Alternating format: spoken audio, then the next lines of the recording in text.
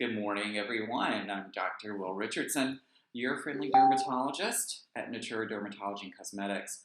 I just want to say good morning to everybody and wish you a happy Good Friday and let you know that telemedicine has really taken hold in the United States right now, and it's something that I've been working on now in teledermatology for at least 3 years, starting back at my house off 1719 Northeast 28th Street. Please know that if you need a board certified dermatologist, there are several of us now in the community that actually have telemedicine suites. I have the teledermatology suite. I'm available to you. There are hours posted on the online portal. You can visit amwell.com, go to specialty services, click on Natura Dermatology and Cosmetics, or you can actually just go to our Facebook page. Scroll down on the Facebook page, you're going to see many direct links to the clinic, one of which I posted today. Today's date is April 10, 2020. So if you want, you can do it that way as well. But we can diagnose a number of things using teledermatology. And just to recap where we are in the pandemic, we have now been safe at home for most of us for a little over a month now. And what that has meant for us as a society is that we've now been using cleaning chemicals more than ever. We've now been using hand sanitizers more than ever. We've now been using aerosol, room disinfectants more than ever. And this morning I actually had a case through the telemedicine portal that prompted the video. And it was a lady who had been using a lot of Lysol in the air, constantly every hour spraying the air.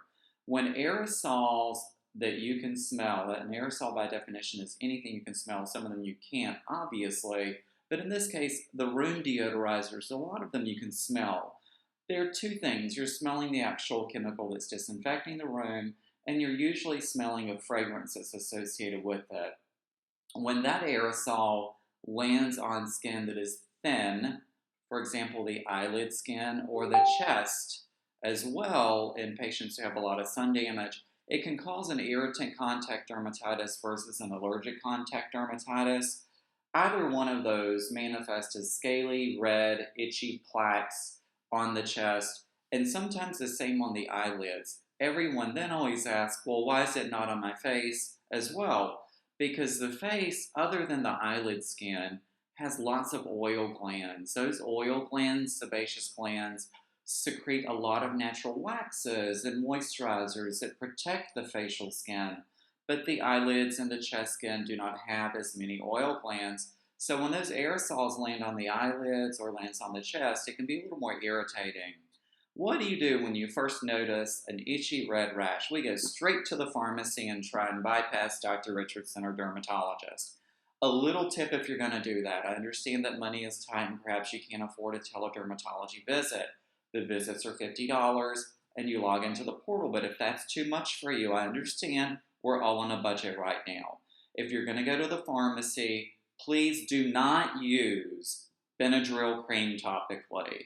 Diphenhydramine topically on the skin is a very well-known cause of allergic contact dermatitis. It does help some individuals, but there's a larger number of individuals that it can cause an allergic contact dermatitis. So don't reach for Benadryl. But if you do have red, itchy skin, what you are going to reach for is the cortisone 10 creams, the hydrocortisone creams over the counter. Use those topically 3 to 4 times a day because they're weaker formulations. You have to use them several times a day in combination with a heavy cream moisturizer like Cetaphil cream, Eucerin cream, Aveeno cream. Notice I said cream, not lotion.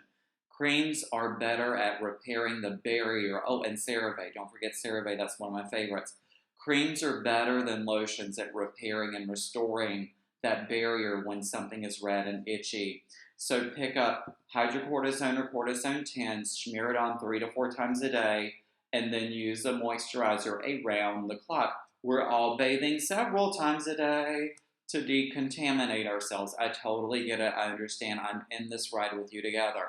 So after you bathe, especially now that a lot of us are bathing more than 2, sometimes 3 times a day, you have to use a lotion. Notice I said lotion. You can use lotions after the skin is already hydrated from the shower water. So that's okay to use a lotion then, Pump a couple of pumps into your hand and rub it all over. Keep your skin nice and hydrated. That'll restore the barrier and prevent you from getting an irritant contact dermatitis, or in this case specifically, a dyshydrotic eczema or a dyshydrotic exacerbation of your atopic dermatitis. So we don't want to dry the skin out too much. If you're going to shower several times a day, make sure you're using a moisturizing lotion. So we talked about allergic or irritant contact dermatitis due to aerosols. Same applies to the chemicals and hand sanitizers that we're using around the clock.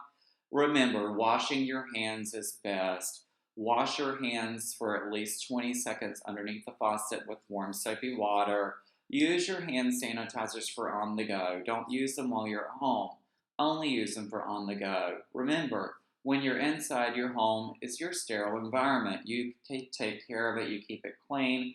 You don't need to use your hand gel around the clock when you're at home. I really do have mine in the car. I use it for on the go. I don't use it inside the house. I use warm soapy water. And by the way, warm soapy water can take many different forms, whether it's Dawn liquid detergent. There's tons of that available. Last I looked. Bar soaps are abundantly available. People are forgetting that those even exist.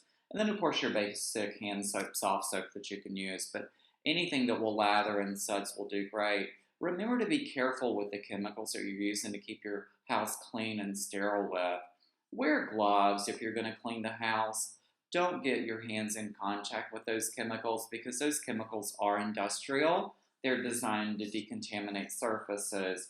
Your hand, the skin on your hands are extra thick, but you don't want to repetitively subject them to those harsh cleaning chemicals. So make sure that you're using some cleaning gloves as well and hanging those upside down so they can dry out after you use them. So that's my little educational video for today. I hope it was of use to some of you out there. And remember, if you need to see a dermatologist, I'm here for you. You can visit naturadermatology.com and click on telemedicine, or you can go to our Facebook page at Natura Dermatology, and you actually scroll down and look for the online portal posts. There are several of those up there now, because I think this is really a great way to receive care at home, and I really have enjoyed doing it. I'm so grateful that patients are using the service. It gives me something to do. Importantly, it gives me that opportunity to make a difference for you using the body of knowledge that I have. So everybody stay safe today. Happy Good Friday, and hope to see you soon in the online portal.